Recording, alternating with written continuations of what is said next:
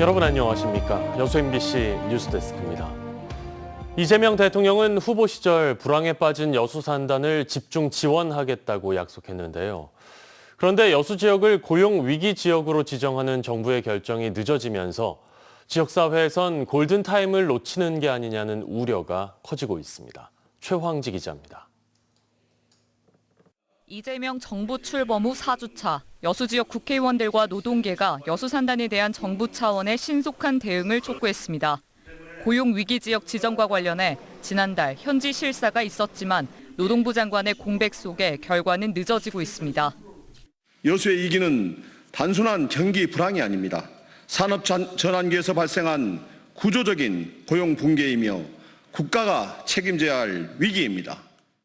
최근 여수 산단 플랜트 업종에선 10명 중 6명 가까이 실직을 경험했거나 여전히 일자리를 찾지 못하고 있습니다. 하지만 비정규직이 많은 여수 지역 고용 구조상 통계에 산정되지 못한 노동자가 많아 노동부가 정한 정량적 요건을 충족하지는 못하고 있습니다. 어떻게 지금의 정량 지표만 가지고 판단할 수 있겠냐. 전문가들도 그렇고 누구나 다 예측하고 있는 거 아니냐. 그래서 정성적 조건을 충분히 감안해서 빠른 지원을 해야 된다. 고용위기 지역 지정이 늦어지는 사이 여수 산단 지원 예산에 대한 우려도 커지고 있습니다. 전남도는 산업위기 선제 대응 지역을 위한 사업비로 총 3,707억 원을 기획했지만 정부 추경안에 반영된 예산은 37억 원에 불과합니다. 전남도는 내년 본 예산에 760억 원을 추가로 반영하겠다고 했지만 산업위기 선제 대응 지역 지정 기간이 1년 반밖에 남지 않아 속도감 있는 지원이 필요하다는 지적이 나옵니다. 단기적인 위기 대응을 위해서 급한 사안에 대한 예산을 확보하는 걸로 하고요. 2026년도 본 예산에 즉 산업위기 대응 지원 사업 등 지속적으로 반영 건의해 나가도록 하겠습니다. 최근 울산과 서산 등 석유화학 위기를 겪는 다른 지자체도 산업위기 지정을 추진하고 있습니다. 하지만 일각에선 여수가 먼저 선정이 되고도 골든타임을 놓치는 것 아니냐는 우려는 여전히 이어지고 있습니다. MBC 뉴스 최황지입니다. 바다 위를 떠다니거나 먼 섬에 있는 해양 쓰레기는 수거가 쉽지 않습니다. 제때 처리하지 않으면 바다 생태계를 위협하고 각종 사고로도 이어질 수 있는데요. 고흥군이 연중 청소 선박을 투입해 바다 정화에 나서고 있습니다. 김단비 기자입니다. 바다 위 포클레인이 집게를 이용해 덩치 큰 쓰레기 더미를 건져 올립니다. 스티로폼과 밧줄, 양식장에 쓴 막대기 등 그 종류도 다양합니다. 고흥바다 구석구석을 다니며 해양 쓰레기를 수거하는 정화선 청정 고흥호입니다. 이곳 구하망에서만 쓰레기를 수거했는데 벌써 배가 가득 찼습니다. 이번에 수거한 양만 9톤 정도에 달합니다. 전남 지역 해양 쓰레기 수거량은 전국 최다를 기록하고 있습니다. 최근 5년간 18만 3천여 톤을 수거해 제주와 충남 등 다른 지역보다 압도적으로 많습니다. 전국 해안선의 45%를 점유하고 있는 지역적 특성 때문이기도 하지만 해양 쓰레기는 결국 바다 환경은 물론 어민에게도 위협적입니다. 바다에 떠다니면서 이 운항에 차질이 생기는 부분들, 그런 민원들이 있으면 바로 가서 즉각 해결합니다. 지난 2019년 고흥군이 정화선을 도입한 것도 이 때문입니다. 수심이 얕고 접안이 어려운 해역까지 진입할 수 있고 어선 충돌 같은 사고 예방을 위해 주말에도 작업을 이어가고 있습니다. 청정고흥호를 도입한 이후로 저희가 직접 빨리빨리 수거를 해서 어민들의 그 쓰레기 투기를 예방하는 차원의 효과가 있었던 것 같습니다. 15톤 청정 고흥호가 1년 동안 수거하는 쓰레기는 2,000톤 이상입니다.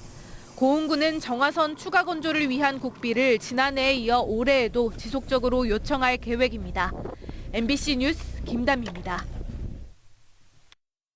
과속 단속에 적발됐다며 불만을 품은 40대 남성이 차량을 몰고 순천경찰서로 돌진했습니다.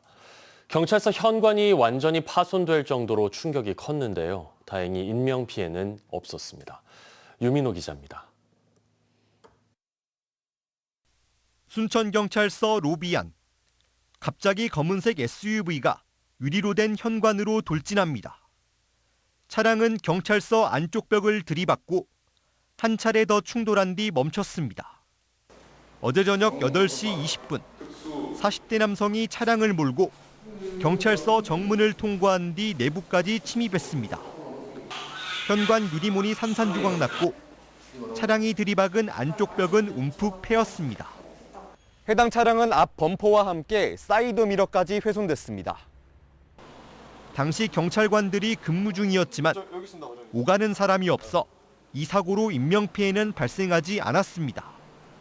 경찰 조사 결과 이 남성은 음주나 약물을 복용한 상태는 아니었으며 차량 과속 단속에 연달아 적발된 것이 화가 나 범행을 저질렀다고 진술했습니다.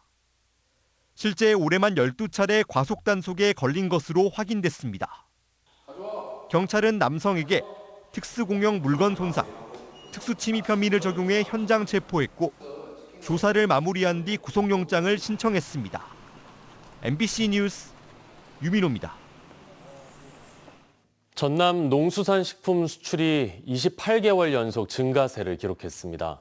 전라남도에 따르면 지난 5월까지 농수산식품 수출액은 3억 5천여만 달러로 지난해 같은 기간보다 12% 늘었고 전국 평균 증가율보다도 3%포인트 이상 웃돌았습니다. 가장 높은 수출액을 기록한 품목은 김으로 지난해보다 28.9% 증가했고 국가별로는 미국과 중국, 일본 순으로 수출이 늘었습니다. 광양시의회 전세 사기 대책 특위가 올해 말까지 활동 기간을 연장했습니다.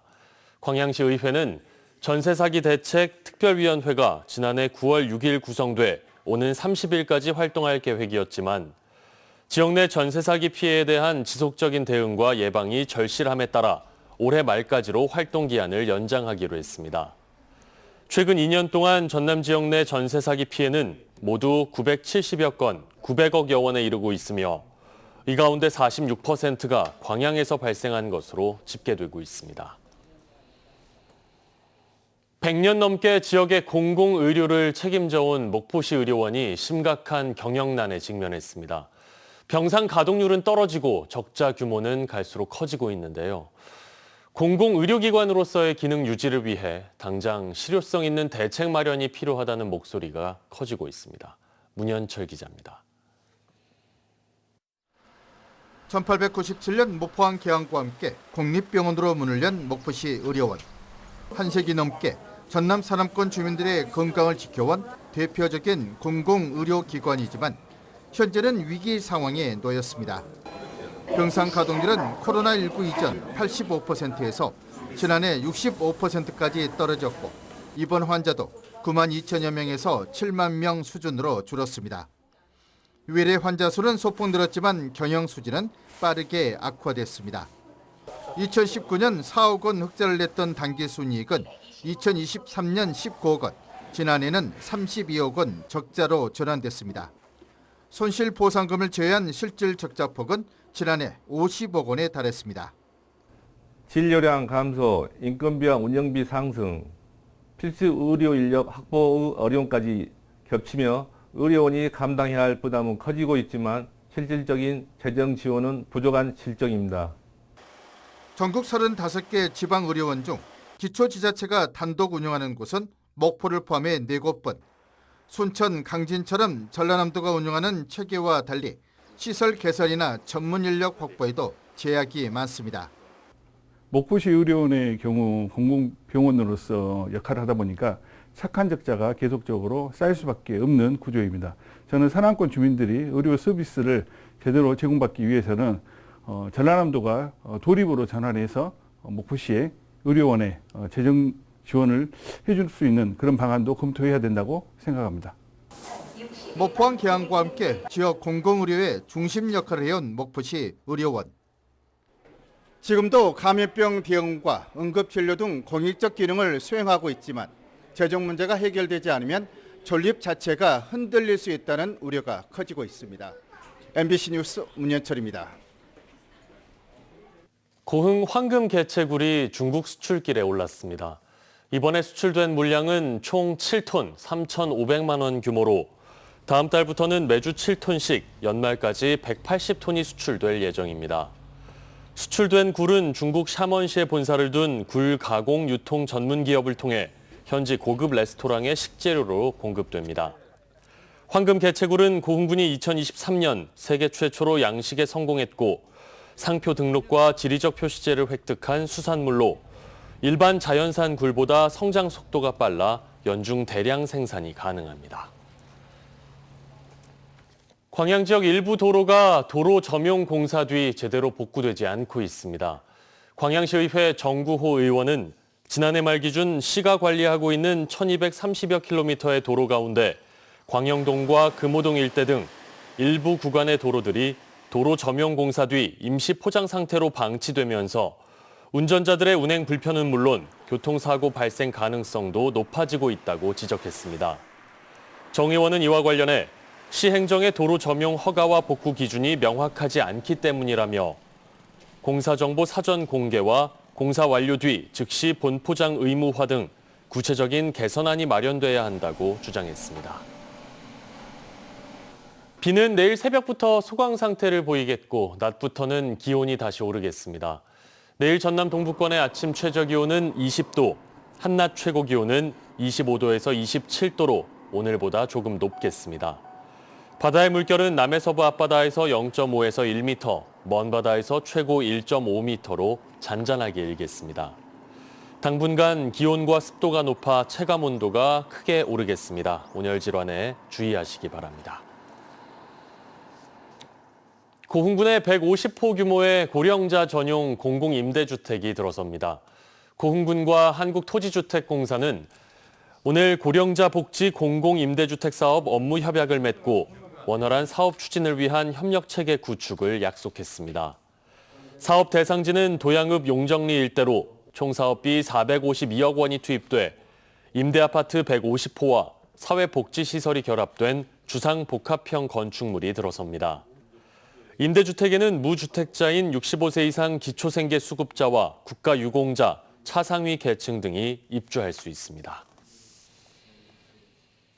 해저 터널로 연결될 여수시와 남해군의 소상공인들이 상생 발전을 위한 자매 결연을 맺고 고향사랑 기부금을 상호 기부했습니다.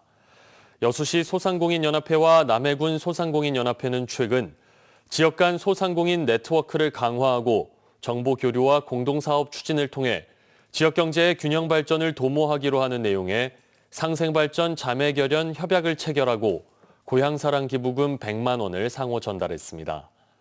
이와 관련해 여수시는 앞으로도 다양한 민간 교류를 통해 소상공인들의 경쟁력을 강화하고 지역 경제 활력 제고에도 지속적으로 노력하겠다고 밝혔습니다. 순천시가 지역의 어린이들을 대상으로 영화 캠프를 운영합니다. 순천시는 다음 달 9일까지 어린이 영화 캠프 참가자를 모집한 뒤 다음 달 28일부터 3박 5일 동안 순천만 국가정원 일원에서 행사를 진행합니다. 모집 대상은 순천에 거주하는 11살부터 13살 사이의 어린이로 영화 기획과 시나리오 작성, 촬영과 편집 등 영화 제작의 전 과정을 직접 체험할 수 있습니다.